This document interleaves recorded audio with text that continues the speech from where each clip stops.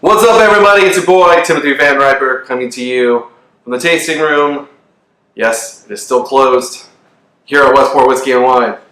Got a couple of cool bags for you to help keep you cool while the bars are shut down.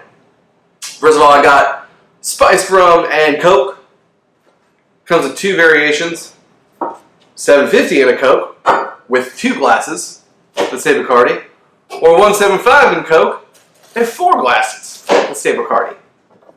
Finally, over here, the Angel's Envy Old Fashioned.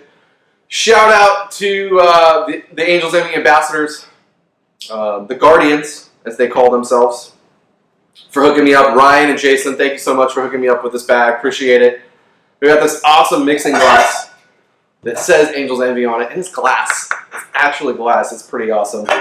Simple syrup. Of course, Angel's Envy Bourbon. Angostura bitters, orange bitters, a little book to write all your feelings down in, and a recipe card, as well as this nifty little wings pin. I collect pins, so I thought that was pretty cool. Price of this one, down below. Pick these up here at Westport Whiskey and Wine this week. Hope you're staying home, staying happy, healthy, wear a mask, stay safe. Cheers, y'all.